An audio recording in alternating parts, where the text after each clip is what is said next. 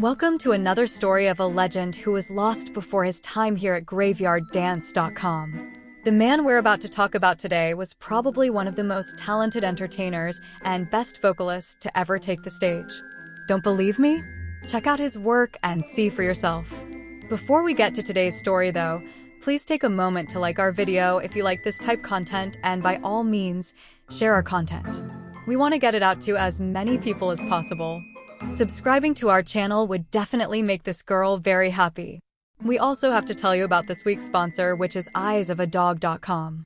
If you live within the United States and you're looking for a dog or cat before you head down to the nearest breeder or puppy store, please consider saving the life of a sweet, innocent baby in need in a shelter near you, which you can find by heading to eyesofadog.com. Be a hero and help save a life. Adopt, don't shop. Now let's get on to talking about the late, great Keith Whitley. Keith Whitley was born on July 1st, 1955, in Ashland, Kentucky, a small town nestled in the Appalachian region of the United States. His parents, Elmer and Faye Whitley, were a hardworking couple who instilled in Keith a love for music from a very young age. Keith's father played the banjo and his mother the guitar, creating a home environment rich with the sounds of traditional country and bluegrass music. Keith showed an early interest in music, picking up the guitar by the age of 4. His talent quickly became apparent, and he began performing locally with his older brother Dwight. The Whitley brothers were a hit in their hometown, captivating audiences with their harmonies and Keith's remarkable voice, which was mature beyond his years. By the time he was a teenager, Keith had already made a significant mark in the bluegrass scene.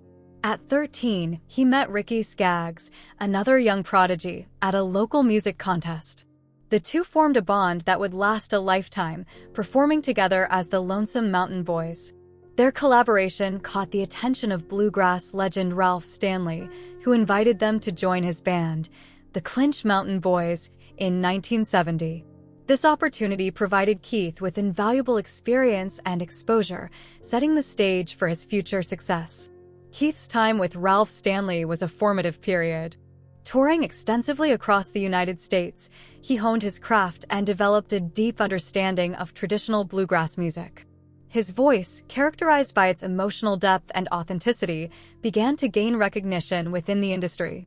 Despite his youth, Keith's performances conveyed a maturity and sensitivity that resonated with audiences. However, the pressures of touring and the lifestyle that came with it began to take a toll on Keith. By the time he was in his late teens, he had already started drinking heavily, a habit that would later become a significant struggle in his life. Despite these challenges, Keith's passion for music remained unwavering, and he continued to pursue his dream with determination and resilience. In the early 1970s, Keith's reputation as a talented musician continued to grow. His work with the Clinch Mountain Boys laid the foundation for what would become a remarkable career in country music. Though he faced personal demons, his commitment to his craft never wavered, and his journey was only just beginning.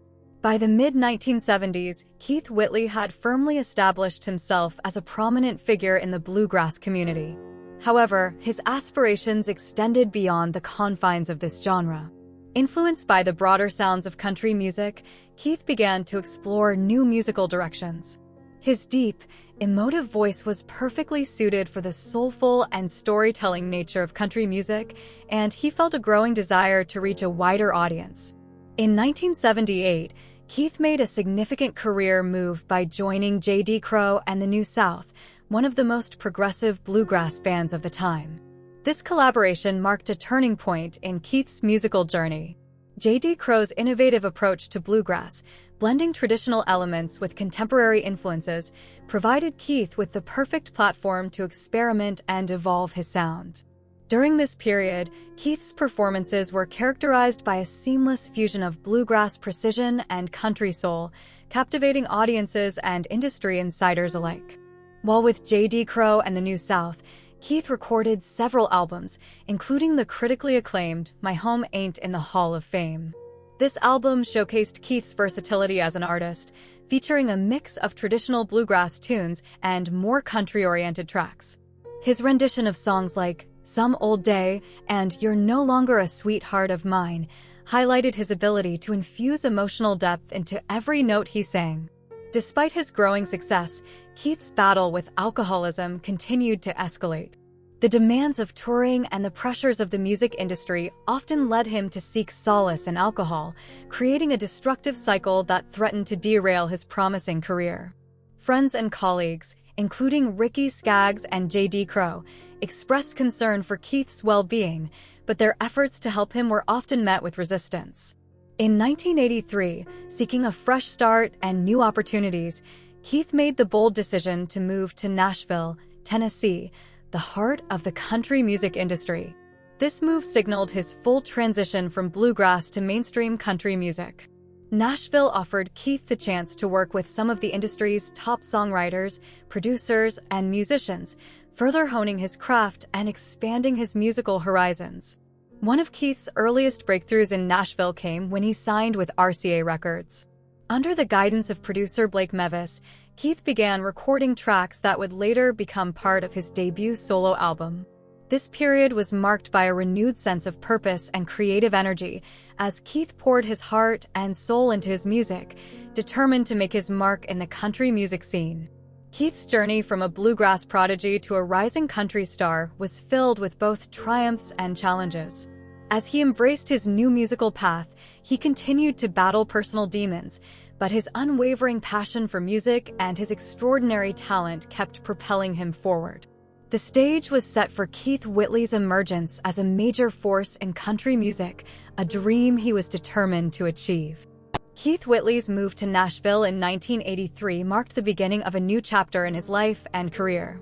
Determined to make his mark in the country music scene, Keith immersed himself in the vibrant Nashville music community.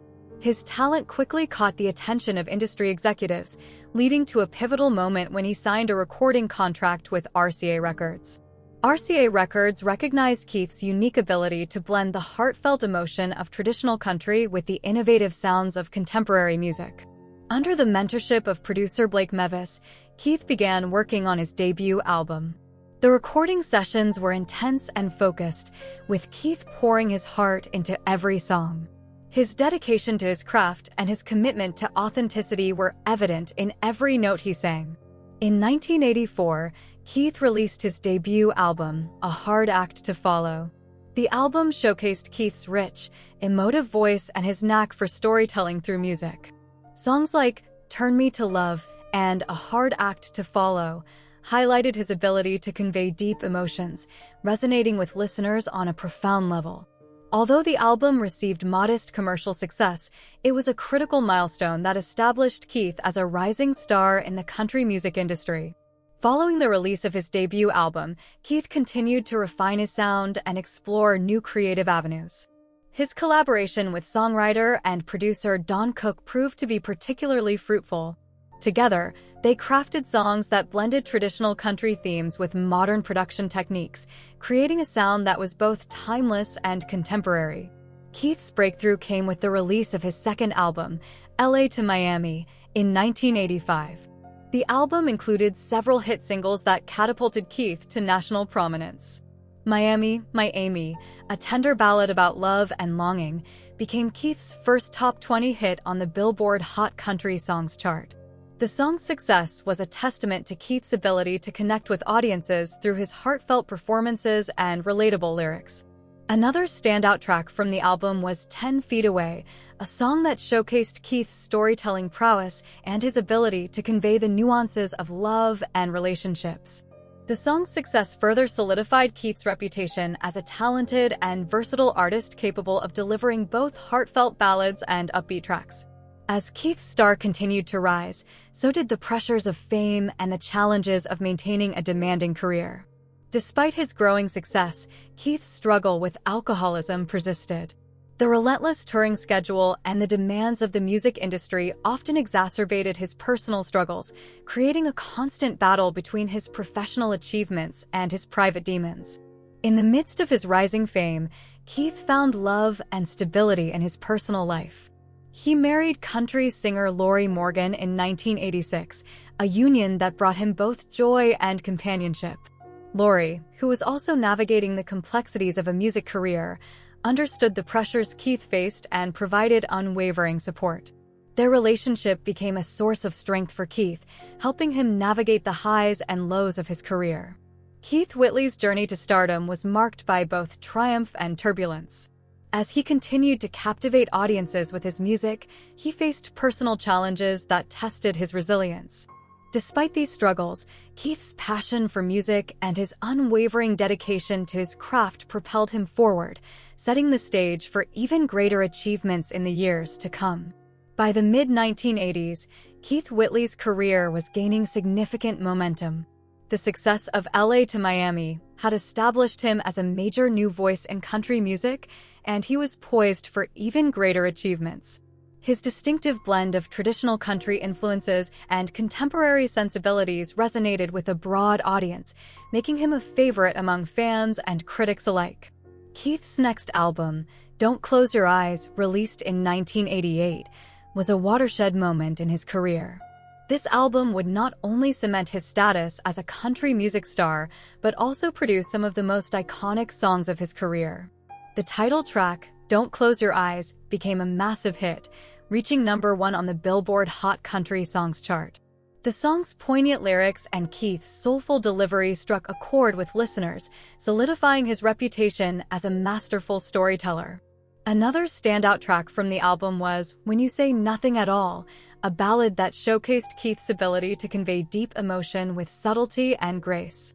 The song, written by Paul Overstreet and Don Schlitz, became one of Keith's signature hits and a classic in the country music repertoire. It topped the charts and earned Keith widespread acclaim, further establishing his place in the pantheon of country music greats. The success of Don't Close Your Eyes extended beyond its hit singles. The album also included tracks like I'm No Stranger to the Rain and Honky Tonk Heart, both of which received significant airplay and added to Keith's growing list of accolades. I'm No Stranger to the Rain became particularly significant as it resonated with Keith's own struggles and triumphs, providing a deeply personal connection to his audience. Keith's rise to stardom brought with it increased visibility and a relentless touring schedule. He performed at major venues and festivals across the country, captivating audiences with his powerful voice and heartfelt performances. His stage presence was magnetic, and he quickly became known for his ability to connect with fans on a personal level, making each concert a memorable experience. Despite his professional success, Keith's personal life continued to be marred by his battle with alcoholism. The pressures of fame and the demands of the music industry often exacerbated his drinking, leading to moments of instability and concern among those close to him. However, his marriage to Laurie Morgan provided a source of support and grounding during these tumultuous times. Laurie, who was also a successful country artist, understood the unique challenges of the music business and stood by Keith, offering both love and strength. In 1989, Keith's career reached new heights with the release of I Wonder Do You Think of Me, his final studio album. The album produced several hits, including the title track and It Ain't Nothin', both of which topped the country charts. These songs continued to showcase Keith's remarkable ability to blend heartfelt lyrics with compelling melodies, solidifying his legacy as one of the most talented and beloved artists in country music. As Keith Whitley stood at the pinnacle of his career, he was celebrated not only for his musical achievements, but also for his authenticity and dedication to his craft. His voice, characterized by its rich timbre and emotional depth, had become synonymous with the best of country music. Yet, beneath the surface of his success, Keith continued to grapple with the personal demons that had plagued him for much of his life. Keith Whitley's rise to stardom was a testament to his extraordinary talent and unwavering passion for music. Despite the personal struggles he faced, his contributions to country music were profound and enduring, leaving an indelible mark on the genre and inspiring countless artists who followed in his footsteps. As Keith Whitley reached the pinnacle of his career with chart-topping hits and widespread acclaim, his personal life remained a turbulent landscape marked by both joy and hardship. His marriage to Laurie Morgan was a significant source of happiness and stability, but his ongoing battle with alcoholism cast a long shadow over his success. Keith's struggle with alcohol had begun in his teenage years and had persisted throughout his life. Despite multiple attempts to overcome his addiction, the pressures of fame and the demands of a relentless touring schedule often drove him back to drinking. His close friends and family were acutely aware of his struggles, and many expressed concern for his well-being. Lori Morgan, in particular, stood by Keith through his darkest moments, offering unwavering support and love. In the late 1980s, Keith made several attempts to seek help for his alcoholism. He entered rehab facilities and participated in counseling sessions, determined to break free from the cycle of addiction. During these periods of sobriety, Keith's focus on his music and his family was unwavering. He found solace in songwriting and performing, channeling his emotions into his art. One of the most poignant songs from this period was "I'm No Stranger to the Rain," which became a symbol of Keith's resilience and determination. The song's lyrics spoke to his personal struggles and the challenges he faced, resonating deeply with fans who admired his honesty and vulnerability. The success of the song, and others like it, highlighted Keith's ability to transform his pain into powerful and relatable music. Despite his efforts, the battle with alcoholism was a constant struggle. Keith's drinking would often lead to erratic behavior and missed performances, causing concern among his management and record label. Yet, his talent and charisma on stage remained undiminished, and his fans continued to support him wholeheartedly. In 1988, Keith and Lori welcomed their son, Jesse Keith Whitley, into the world. The birth of his son brought immense joy to Keith and provided a renewed sense of purpose. He was determined to be a good father and husband, and the bond with his family became a cornerstone of his life. Keith's love for his son and his commitment to his family were sources of strength that helped him navigate the challenges he faced. Keith's personal triumphs during this period were not limited to his family life. Professionally, he continued to achieve remarkable success. His album, Don't Close Your Eyes, was certified gold, and he received numerous awards and accolades for his contributions to country music. His peers in the industry recognized his exceptional talent, and he was often compared to legendary artists like George Jones and Merle Haggard. However, the specter of alcoholism remained a constant threat. Despite his efforts to maintain sobriety, Keith's struggle with addiction was an ongoing battle. He often confided in close friends about his fears and frustrations, expressing a deep desire to overcome his demons and build a stable future for his family. In early 1989, Keith entered a period of sobriety and appeared to be on the path to recovery. He continued to work on new music and was planning future projects that would further solidify his place in country music history. The success of his album, I Wonder Do You Think of Me, was a testament to his enduring talent and his ability to connect with audiences on a profound level. Keith Whitley's personal struggles and triumphs were an integral part of his story. Despite the challenges he faced, his passion for music and his love for his family remained unwavering. His journey was marked by both heartache and hope, and his legacy as an artist who brought raw emotion and authenticity to his music would continue to inspire future generations. As 1989 progressed, Keith Whitley appeared to be in a better place both personally and professionally. He was experiencing a period of sobriety and had plans to further his already illustrious career. The success of his latest album and his renewed focus on his family provided a sense of stability and optimism for the future. However, despite the outward signs of progress, the battle with his inner demons continued. Keith had scheduled several recording sessions and performances for the coming months, including a planned tour that promised to bring his music to even wider audiences. His friends and colleagues in the music industry noticed a positive change in him as he seemed more focused and committed than ever before. The love and support of his wife, Lori Morgan, and their young son, Jesse, provided him with a strong foundation. On the morning of May 9, 1989, Keith Whitley was found unresponsive in his Goodlettsville, Tennessee, home by his brother-in-law, Lane Palmer.